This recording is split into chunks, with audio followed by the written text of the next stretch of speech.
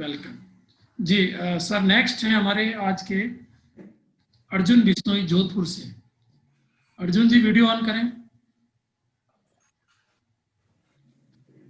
अर्जुन जी थोड़ा लाइट को एडजस्ट करिए। देखो आपका लाइट पीछे से, मेरी आवाज आ रही है आपको अर्जुन जी जी? सर, मैं सुन पा रहा हूँ सर। तो आपकी लाइट पीछे से आ रही है, सामने से आ रही है? सामने से आ रही है। थोड़ा कैमरे के पास आ जाइए। और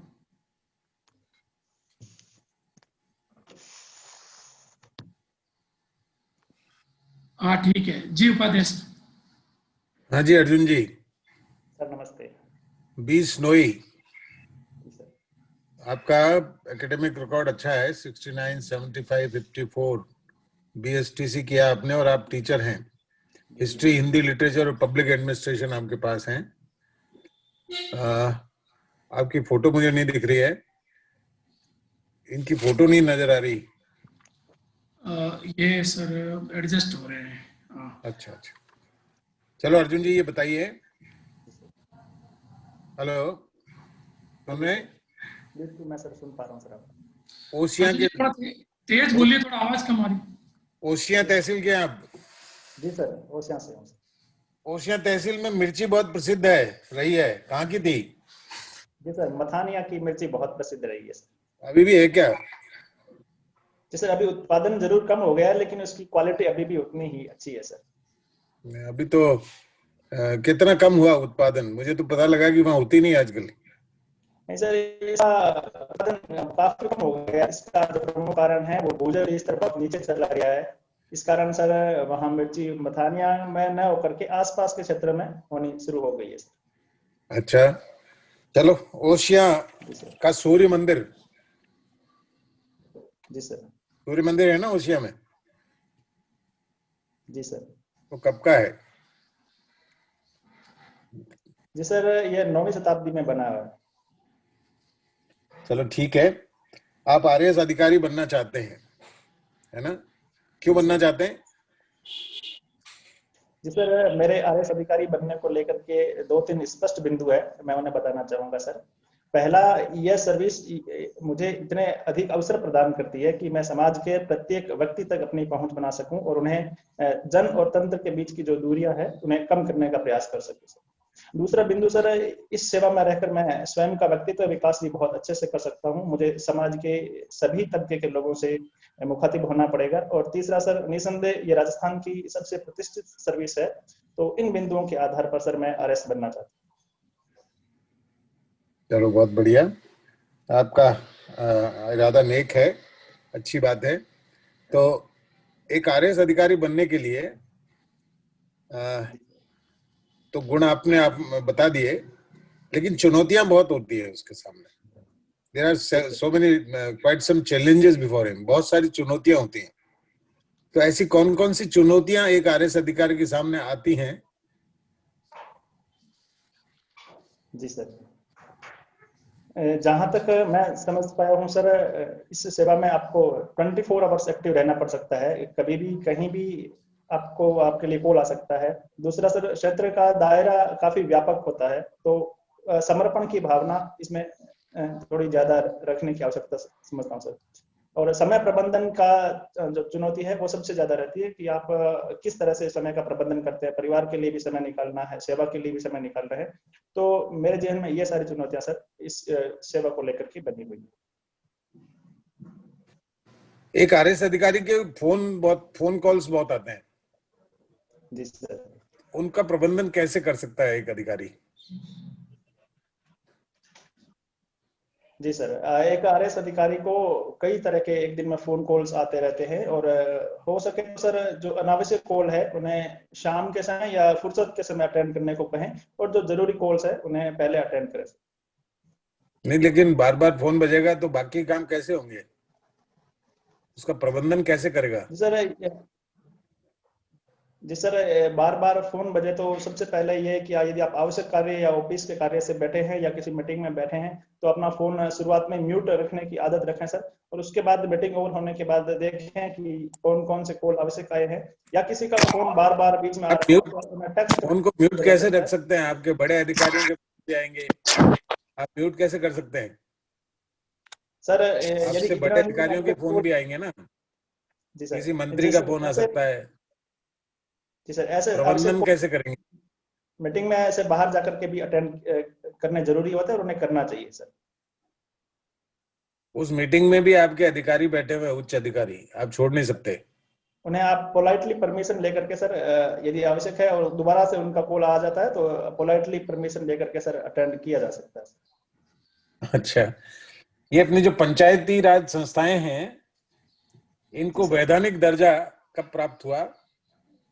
जी सर, 73वें संविधान संशोधन अधिनियम 1993 के तहत इन्हें वैधानिक दर्जा प्रदान किया गया। अच्छा, ये जो पंचायत समिति और जिला परिषद के सदस्यों के चुनाव हो रहे हैं अभी, जी सर, है ना, जी सर, ये चुनाव क्यों होते हैं बिना मतलब ही? पंचायत समिति सदस्य और जिला परिषद सदस्यों के चुनाव क्यों होते हैं बिना मतलब होते हैं? जी सर, ये पंचायत में अपने क्षेत्र के लोगों का प्रतिनिधित्व करते हैं और दूसरा सर ये सदस्य अपने में से ही जिला स्तर पर जिला प्रमुख चुनते हैं और पंचायत समिति स्तर पर प्रधान चुनते हैं, तो उस नजरिए से सर इनका चुनाव होना बेहद जरूरी है। अच्छा, जिला परिषद के और पंचायत समिति के प्रधान को चुनने के लिए और कौन कौन, इन चुने हुए सदस्यों के अलावा भी कोई होते हैं क्या वोट देने वाले? जी सर, मानद सदस्य होते हैं, जैसे पंचायत समिति स्तर पर उस पंचायत में लगने वाले विधायक महोदय उनको भी। उनको वोट देने का अधिकार होता है क्या? नहीं सर, वोट नहीं, वो सिर्फ मानद सदस्य होते हैं उस पंचायत समिति के। वोट देने का अधिकार केवल इन समिति के सदस्यों को ही होता है या जिला परिषद के सदस्यों को ही होता अच्छा अच्छा, चलो, आपने इतिहास पढ़ा है है। जी सर, है ना? अपने यहाँ भारत, प्राचीन भारत का क्रमबद्ध इतिहास कब से प्राप्त होता है? जी सर, इसमें प्राचीन भारत का क्रमबद्ध इतिहास हमें सर वैदिक काल और उसके बाद से प्रारंभ होता है सर। क्रमबद्ध इतिहास, तिथि क्रम से इतिहास, date wise, year wise? Sorry sir, मुझे इसके बारे में जानकारी नहीं है। चलो, कोई बात नहीं। तो आप मुझे बताइए कि एक बिंबिसार नाम का राजा हुआ, जी सर, है ना, वो जी किस सर, वंश का था? बिंबिसार सर, जहां तक मैं याद कर पा रहा हूँ सर, हर्यक वंश का शासक था। अच्छा अच्छा, हरियंक कौन थे? सॉरी सर, मुझे इनके बारे में जानकारी नहीं है। अच्छा अच्छा, चलिए, मुझे आप बताइए कि भारत में जब मुसलमान आए, जी सर, है ना, जी तो सबसे पहला आक्रमण कब हुआ? सर, 7वीं शताब्दी में सिंध प्रांत पर पहला आक्रमण हुआ मोहम्मद बिन कासिम का। 7वीं में या 8वीं में? इसमें 790 ईस्वी के आसपास, 8वीं शताब्दी में सर। इसके लिए मैं थोड़ा सा माफी 790 में चाहता नहीं, हूँ। सॉरी 790 सर, में नहीं। तो कौन था, 8वीं शताब्दी। कौन था वो आक्रमणकारी? मोहम्मद बिन कासिम सर। और हिंदू राजा कौन था? सर, परमर्दी देव या ऐसा कुछ नाम था, जिनकी दो पुत्रियों की कहानी, वीरता की कहानी भी हमें सुनते हैं सर। एग्जैक्ट नाम मैं अभी याद नहीं कर पा रहा हूँ दाहर, सर। दाहर सेन, दाहिर था, दाहर सेन, जी दाहिर सर। था, दाहिर, जी है जी ना? जी सर। तो जी दाहिर सर। क्षत्रिय था क्या? हम्म। राजा दाहिर जो सिंध का राजा था, वो क्षत्रिय था क्या? जी सर, मुझे इसके बारे में जानकारी नहीं कि वो क्षत्रिय थे या किसी और कुल से थे सर, लेकिन अच्छा, ये वो जो हिंदू सिंध, रहे। अपने राष्ट्रगान में सिंध शब्द है ना, जी सर। इसको हटाने के लिए एक सुप्रीम कोर्ट में याचिका कई साल पहले दायर की गई थी, आपको है जी जानकारी? सॉरी सर, मुझे इसके बारे में पूरी जानकारी नहीं है, लेकिन ऐसी एक याचिका कुछ समय पहले चर्चित रही थी कि सिंध शब्द, चूंकि सिंध प्रांत भारत का अब अंग नहीं रहा है, तो इसे हटा हाँ। देना चाहिए। इसको लेकर के जरूर एक याचिका दायर हुई थी सर। अच्छा, गांधी जी के बारे में आपको जानकारी है? सर, गांधी जी को मैंने विस्तृत रूप से तो नहीं पढ़ा है, लेकिन कुछ जानकारियां जरूर है। भारत में उन्होंने अपना पहला आश्रम कहाँ बनाया था? भारत में सर, जहां तक मुझे जानकारी है सर, उनका पहला आश्रम साबरमती में बना था। पक्का? पक्का जानकारी है? सर, मैंने अध्ययन किया है, जब वो विदेश से लौटे तो उसके बाद उन्होंने पहला अपना आश्रम स्थापित किया साबरमती में सर। तो विदेश से कब लौटे थे गांधी जी? सर, 1915 में। और भारतीय राजनीति में सक्रिय कब हुए?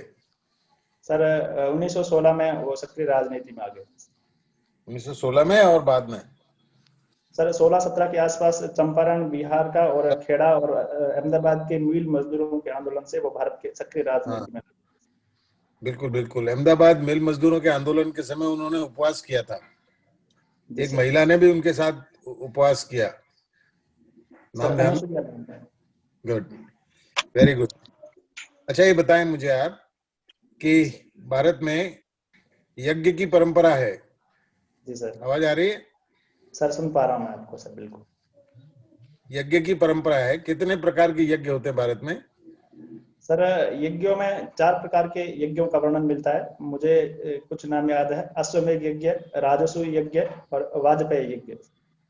ये जो 3 नाम आपने बताए, ये किस प्रकार के श्रेणी, यज्ञ श्रेणी में आते हैं?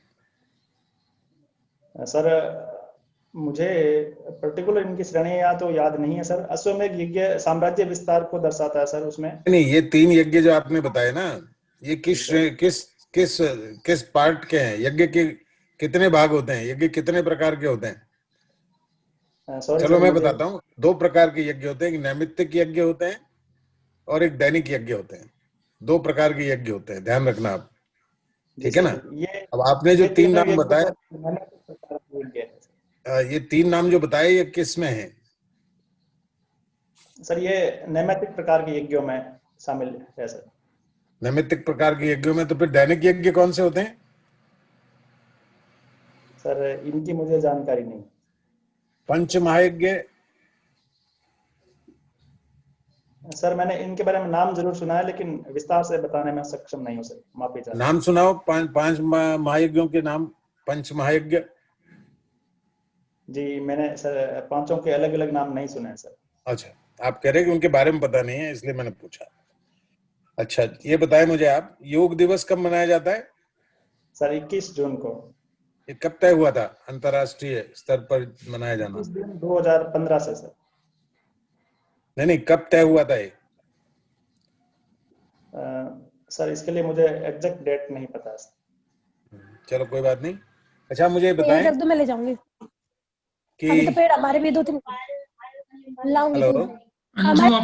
अंजू माइक बंद करिए। हेलो, जी सर मैं सुन पा रहा हूँ सर, आप सुन रहे हैं ना?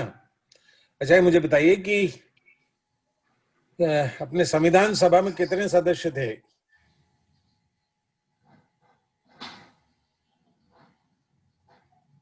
संविधान निर्मात्री सभा में कितने सदस्य थे कॉन्स्टिट्यूएंट असेंबली में? जी सर, जब भारत की संविधान सभा स्वतंत्रता से पहले बनी थी सर, तब उसमें 389 सदस्य थे और देश के विभाजन के बाद घटकर इनकी संख्या सर 299 रह गई। चलिए ठीक है, धन्यवाद। Thank you sir. जी अतुल सर। जी अर्जुन जी, मेरी आवाज आ रही है? जी सर नमस्ते। जी नमस्ते। लोक प्रशासन पढ़ा है आपने ग्रेजुएशन में भी और जीएस में भी पढ़ा है, अभी मेंस में। जी सर। क्या है लोक प्रशासन, डिफाइन कीजिए। जी सर, प्रशासन का वह भाग जो जनता के लिए प्रयुक्त होता है या लोगों के बीच रहकर के किया जाता है, लोगों की समस्याओं के निराकरण में, उनके प्रबंधन में किया जाता है, वह भाग लोक प्रशासन कहलाता है। प्रशासन के और भाग भी होते हैं, इसका मतलब? सर प्रशासन निजी स्तर पर भी किया जा सकता है सर। अच्छा, कोई एग्जाम्पल बताएंगे दोनों का? जैसे कि सर मल्टीनेशनल कंपनीज के मैनेजमेंट और उनका प्रशासन, और लोक प्रशासन सर सरकारी स्तर पर जो हमारा प्रशासनिक ढांचा है। लेकिन मल्टीनेशनल कंपनीज भी तो आजकल जनता के हित में काम करती हैं, उनकी समस्याओं के समाधान के लिए काम करती हैं, तब फिर? लेकिन सर उनके उद्देश्य में बहुत फर्क होता है सर। उनका उद्देश्य जन कल्याण नहीं होता, लोक प्रशासन का उद्देश्य जन कल्याण होता है। आजकल तो कॉर्पोरेट सोशल रिस्पॉन्सिबिलिटी का कॉन्सेप्ट है, तो मल्टीनेशनल कंपनीज भी तो कर ही रही हैं जन कल्याण। जी सर, वो एक सीमित दायरे में अपने कुल प्रोडक्ट का 2% हिस्सा ही वो सर CSR के तहत करती है, जबकि लोक प्रशासन का पूरा उद्देश्य सर जन कल्याण। कुछ ऐसा परसेंटेज है, मतलब कि 100% हो तो लोग का प्रशासन, या 50% हो या 5% हो, कुछ ऐसा फिक्स रेशियो है क्या? जी सर, ऐसा कोई रेशियो नहीं है, क्योंकि मल्टीनेशनल कंपनीज और अन्य जो भी एजेंसियां हैं निजी, उनका विशुद्ध रूप से उद्देश्य अर्थोपार्जन या अपने निजी हित ही होते हैं, इसलिए उन्हें 2% CSR करने के लिए कहा गया है सर। लोक प्रशासन में भी भ्रष्टाचार होता है, जो सरकारी कर्मचारी अपने हित के लिए काम करते हैं, तो फिर तो वो भी लोक प्रशासन नहीं होना चाहिए इस लिहाज से। सर भ्रष्टाचार लोक प्रशासन में अभी भी व्याप्त है, लेकिन इस केवल एक भ्रष्टाचार के स्तर पर लोक प्रशासन के उद्देश्य को परिभाषित करना सर उचित नहीं रहेगा। अच्छा, आतंकवाद नक्सलवाद भी तो जनता के हित में नहीं होते हैं। आपदाएं जो आती हैं वो भी जनता के हित में नहीं होती, जनता की समस्याएं खत्म नहीं करती तो बढ़ाती हैं, फिर भी इन सबको लोक प्रशासन में हम क्यों शामिल करते हैं? जी सर, इन्हीं प्रकार की समस्याओं से निपटने के लिए, इन्हीं प्रकार की समस्याओं से लोगों को महफूज रखने के लिए लोक प्रशासन की महत्ता है सर। अच्छा अच्छा, ओके। नवीन लोक प्रशासन क्या है? जी सर, चूंकि लोक प्रशासन अपने आप में एक नवीन विषय है और इसका जो अंतिम भाग है उसमें नवीन लोक प्रशासन कहा गया है, जिसमें 3 E's पर जोर दिया गया है सर, इफेक्टिवनेस, एफिशिएंसी और इकोनॉमी पर। नहीं, वो तो नवीन लोक प्रबंधन है, 3 E की जो बात करता है। जी सर, नव लोक प्रशासन की जब बात की जाए तो ये सुशासन को स्थापित करता है। नहीं, ये भी नहीं है। नवीन सुशासन तो 1992 में कॉन्सेप्ट आया था, नवीन लोक प्रशासन का 68 में कॉन्सेप्ट आ गया था। फिर यदि सर आप मुझे इजाजत देंगे तो मैं कुछ तथ्यों को और पेश करना चाहूंगा सर। चलिए अभी भी गैस ही कर रहे थे आप, और एक बार कीजिए गैस। जी सर, गोलम्बियस्की के कुछ कॉन्सेप्ट थे सर, वहां से नवीन लोक प्रशासन आया होगा सर। क्या कॉन्सेप्ट बताएं? वो परंपरावादी के खिलाफ लोक प्रशासन, उनको पुरातनवादी के खिलाफ बताया गया सर। कुछ लक्ष्य और कुछ प्रतिलक्ष्य निर्धारित किए हैं सर। अच्छा अच्छा, मिन्नो ब्रुक शब्द का नाम सुना है आपने? सॉरी सर, मैं सुन नहीं पाया सर आपको। मिन्नो ब्रुक? जी सर, मिन्नो ब्रुक सम्मेलन हुए उनके बारे में सुना सर। कुछ जानते हैं तो बताएं, क्या जानते हैं उसके बारे में?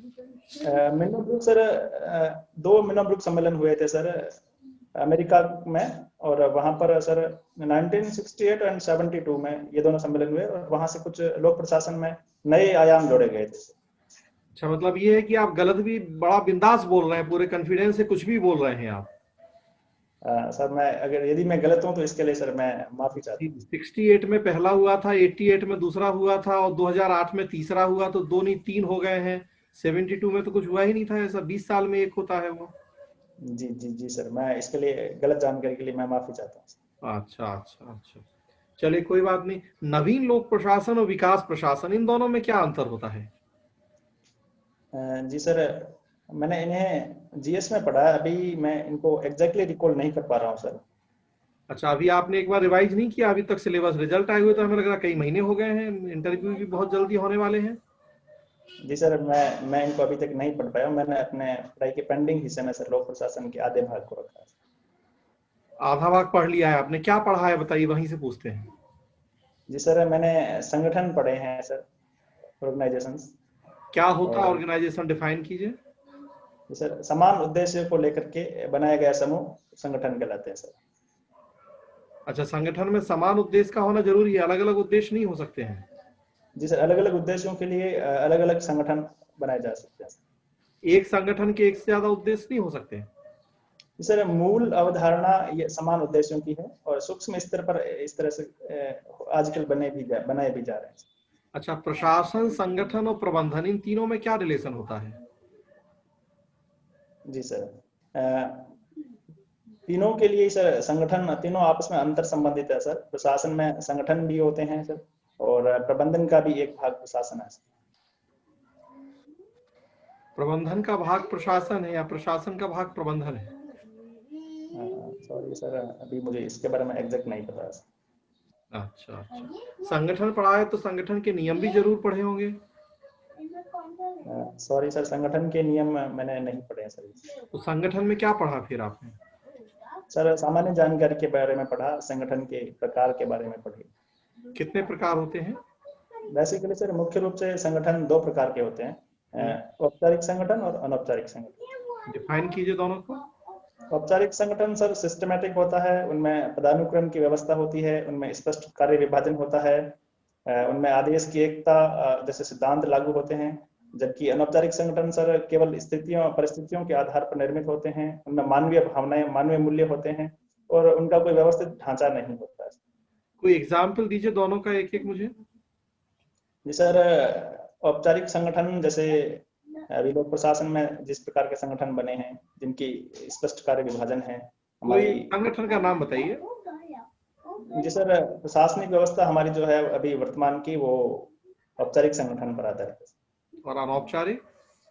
अनौपचारिक सर, इसी प्रशासनिक संगठन में काम करने वाले कार्मिकों के बीच जितने भी प्रकार के अनऑफिशियल उनके बीच वार्ताएं होती है या उनके बीच जितने भी प्रकार के अनौपचारिक रिश्ते होते हैं उनको अनौपचारिक संगठन के रूप जो लेबर यूनियंस होते हैं ये क्या होते हैं, औपचारिक या अनौपचारिक?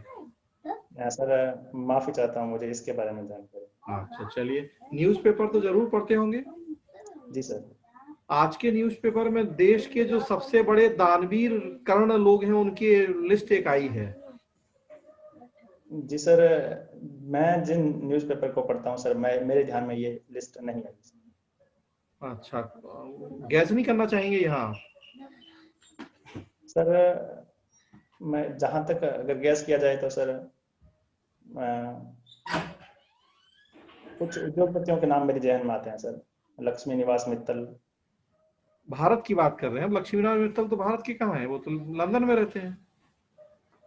तो जी सर, मुझे इस बारे में कोई आइडिया नहीं है अभी। चले कोई नहीं, जो न्यूज़पेपर आप पढ़ते हैं उसमें क्या न्यूज़ पढ़ी है आपने वो बताइए मुझे। इसमें सर बिहार चुनाव के नतीजों को लेकर के प्रमुख न्यूज छपी है। संघाई सहयोग संगठन के बारे में न्यूज है सर, और क्रिकेट में आईपीएल के बारे में कुछ न्यूज छपी है सर। उसके अलावा आईपीएल क्या है? जी सर, आईपीएल के बारे में कुछ बताइए, क्या है आईपीएल? जी सर, ये इंडियन प्रीमियर लीग है और T20 स्तर के क्रिकेट की एक प्रतियोगिता है सर। कब शुरू हुआ था आईपीएल? 2008 में सर। 2008 में शुरू हुआ था। किसने जीता इस बार आईपीएल? मुंबई इंडियंस ने सर। अच्छा, इसके पहले कितने बार जीत चुका है? जी सर, मुंबई इंडियंस इसके पहले 4 बार जीता, ये उसका पांचवी विजयी है। कौन था अपोजिट मुंबई इंडियंस के? Delhi capital sir. अच्छा अच्छा, कितने रन से हराया है, कितने विकेट से? 5 विकेट से सर मुंबई इंडियंस जीता है। कौन कैप्टन है मुंबई इंडियंस का? जी रोहित शर्मा सर। और दिल्ली? श्रेयस अय्यर सर। श्रेयस अय्यर है। मुंबई इंडियंस का मालिक कौन है? जी सर, नीता अंबानी और मुकेश अंबानी। अच्छा अच्छा, ठीक है। चल जी सर, राजेश सर। जी सर। अर्जुन राम जी। जी सर। सुन पा रहे हैं? जी मैं सुन पा रहा हूँ सर। सर नमस्ते। नमस्ते। आप जोधपुर से हैं? जी सर। जोधपुर का मेहरानगढ़ दुर्ग अभी चर्चा में है, क्यों? जी सर, कल ही आयोजित जो संघाई सहयोग संगठन हुआ है उसमें प्रधानमंत्री जी ने संबोधन दिया तो उनके बैकग्राउंड में उनका छायाचित्र लगा, इस वजह से सर चर्चा में। अच्छा, आपकी हॉबी है कबड्डी खेलना? जी सर। कबड्डी ओलंपिक में शामिल है क्या? जी नहीं सर। ऐसा क्यों?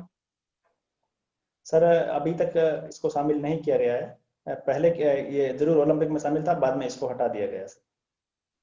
अच्छा, भारत के अलावा ऐसे कौन कौन से देश हैं जिनमें कबड्डी लोकप्रिय है? सर ईरान में कबड्डी बहुत लोकप्रिय है, पाकिस्तान में, अफगानिस्तान में, नेपाल में, श्रीलंका में और दक्षिण कोरिया में कबड्डी बहुत प्रसिद्ध है। अच्छा, भारत में कब शुरू हुआ था कबड्डी का खेल? सर भारत में कबड्डी बहुत प्राचीन समय से खेली जा रही है।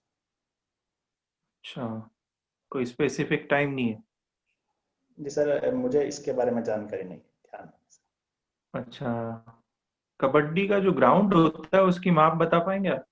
जी सर, कबड्डी का ground sir 13 metre by 10 metre होता है, 13 मीटर लंबा और 10 मीटर चौड़ा, और ये बीच में मिड लाइन द्वारा 2 भागों में बांटा जाता है जिसे 2 पाले कहते हैं। अच्छा, राजस्थान के अंतरराष्ट्रीय खिलाड़ी हैं क्या कबड्डी के खेल में? जी सर, नवनीत गौतम रहे हैं, राजूलाल चौधरी रहे हैं, और महिलाओं की बात करें तो सर शालिनी पाठक रहे हैं। अच्छा, आप विश्नोई संप्रदाय से हैं। एक प्रश्न है मेरा, मांसाहार पर रोक लगानी चाहिए क्या? जी सर, मांसाहार पर रोक लगानी चाहिए या नहीं लगानी चाहिए, यह एक काफी विवादास्पद विषय रहा है।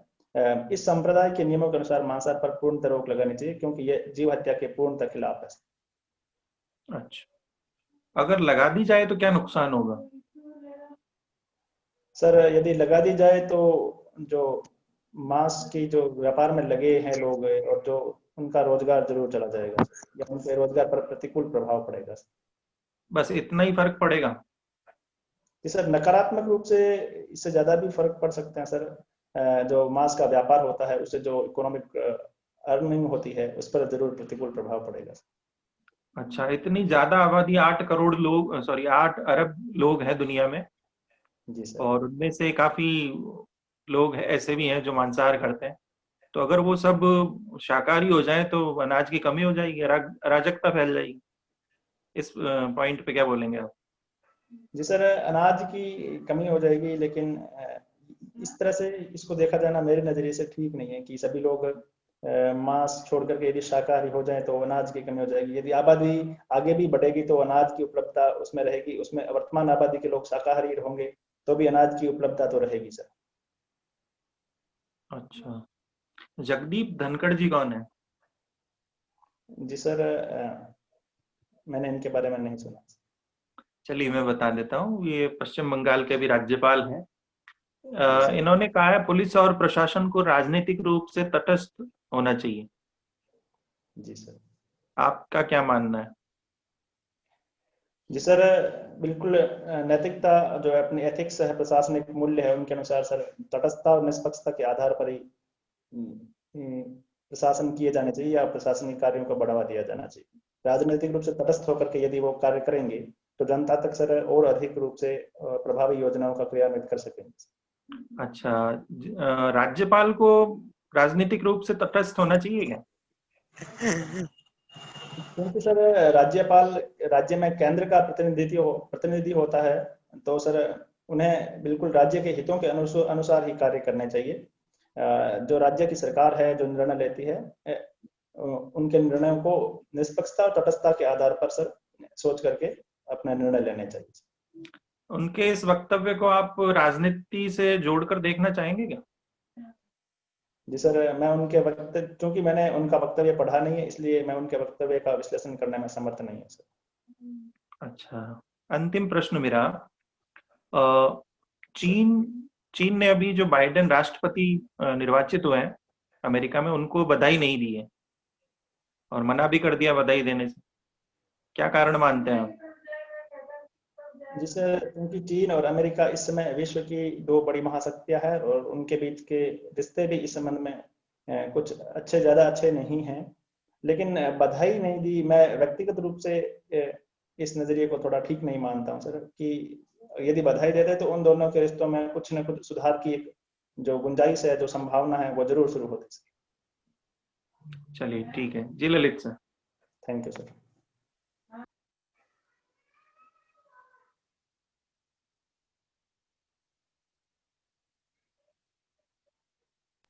जी ललित सर। जी अर्जुन जी। सर नमस्ते। नमस्कार। तो आपने आरएस को अर्जुन की आंख की तरह अपना लक्ष्य बना रखा है। जी सर। आपको लगता है इस बार आप आरएस बन जाओगे? जी सर, मैंने पूरी मेहनत की है अपने तरफ से, मुख्य परीक्षाओं को लेकर के भी, और साक्षात्कार को भी मैं अंतिम रूप देने में जुटा हूं, तो सर मुझे विश्वास है कि मेरा चयन हो जाएगा। अच्छा, ये बताएं कि एक आरएस में कौन से 4 सर्व प्रमुख गुण होने चाहिए? सर, एक आरएस अधिकारी में सबसे पहले कमजोर वर्गों के प्रति संवेदनशीलता होनी चाहिए सर। दूसरा, समय प्रबंधन होना चाहिए, समर्पण की भावना होनी चाहिए, और तटस्थता, इस प्रकार के मूल्य एक आरएस अधिकारी में जरूर होना चाहिए।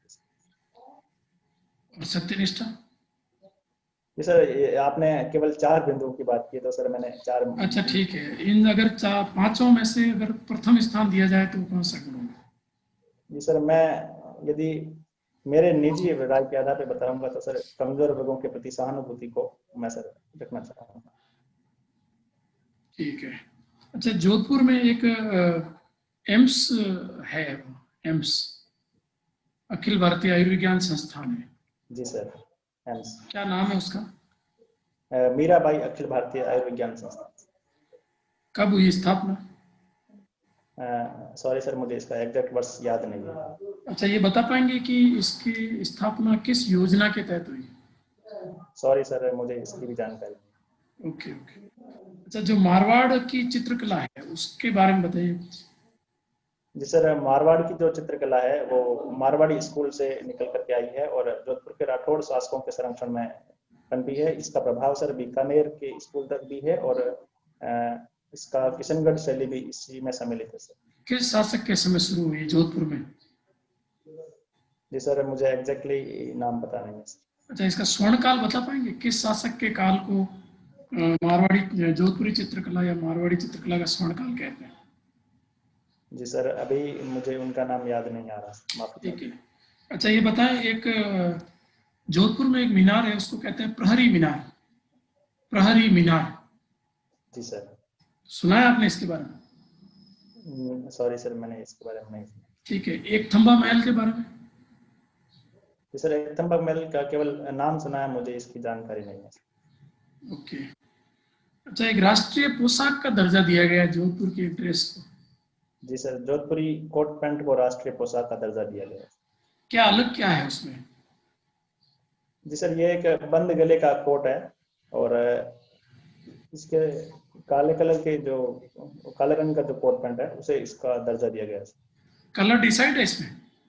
जी सर, कलर तो कोई पर्टिकुलर डिसाइड नहीं है, लेकिन इसकी जो सिलाई है, गला बंद है, वो सिलाई डिसाइड है, इसका पैटर्न डिसाइड है। ओके। अच्छा, बताइए कि जोधपुर का जो राजवंश है वो राठौड़ वंश है। जी सर। उसकी स्थापना किसने की थी? सर, राठौड़ वंश की स्थापना राव सिंह ने की। कब? जी सर, इसकी मुझे जानकारी नहीं। अच्छा, राव सिंह की छतरी कहाँ है? सॉरी सर, मुझे इसकी ध्यान नहीं। ओके। अच्छा, बताएं कि मंडोर को सर्वप्रथम राजधानी किसने बनाया था? मंदौर को सर्वप्रथम राजधानी सर, जहां तक मैं याद कर पा रहा हूँ सर, गुर्जर प्रतिहारों के समय ये उनकी प्रथम राजधानी रही। और राठौड़ शासकों में? राठौड़ शासकों के समय सर मुझे याद नहीं आ रहा। ओके। हंसाबाई का नाम सुना है आपने? जी सर, सुना है। बताइए। हंसाबाई के रूप में सर, हंसाबाई मारवाड़ के राठौड़ वंशों की एक शासिका थी। उनके समय मारवाड़ और शासिका तो नहीं थी, ऐसा कोई सर, कहाँ पढ़ा? राजवंश के शासक की महारानी थी सर हंसाबाई। उनके समय मारवाड़ और राजा किसको कहा जाता है? पितृहंता राजा। जी सर, मालदेव को कहा जाता है। क्यों? क्योंकि उन्होंने अपने पिता की हत्या, राव गांगा की हत्या कर दी थी। ओके। और हसमत वाला बादशाह? सर, मालदेव को कहा जाता है। क्या अर्थ है इसका, हसमत वाला का? सर, मुझे इसकी जानकारी नहीं है। ओके जी, उपाध्याय सर। हाँ अर्जुन राम जी, आपकी तैयारी अच्छी है, थैंक यू। आपका टर्नआउट अच्छा है, आपका वे ऑफ रिप्लाई अच्छा है और कुछ सवालों के जवाब आपने बहुत अच्छे दिए, लेकिन अभी वीकनेस आपको नजर आ रही है, आपको खुद को नजर आ रही है, क्योंकि आप पब्लिक एडमिनिस्ट्रेशन भी आपका तैयार नहीं है, जीके में आप कई जगह गड़बड़ कर रहे हैं, आपका क्षेत्रीय ज्ञान भी कमजोर है, जोधपुर के बारे में जानकारी कम है, ठीक है ना? जी सर। और तो ये इन सब की तैयारी आप करें, बाकी आपका जो कॉन्फिडेंस लेवल है वो थोड़ा और इम्प्रूव करें। वैसे ठीक है, ओवरऑल आपका जो परफॉर्मेंस है वो दैट इज गुड, है ना? जी सर। जी sir. Above average and above good, may be above good, ठीक है ना? अच्छे से अच्छा है, ठीक है? Okay, good luck. Thank you sir. जी अर्जुन जी, आपका कॉन्फिडेंस अच्छा है, ज्यादा अच्छा। सबसे पहले तो मैं आपसे माफी मांगता हूँ कि लोक प्रशासन गलत बात को भी इतना कॉन्फिडेंटली बोल रहे हैं कि अगर सामने वाले को पता नहीं हो तो जरूर वो आपके झांसे में आ जाए।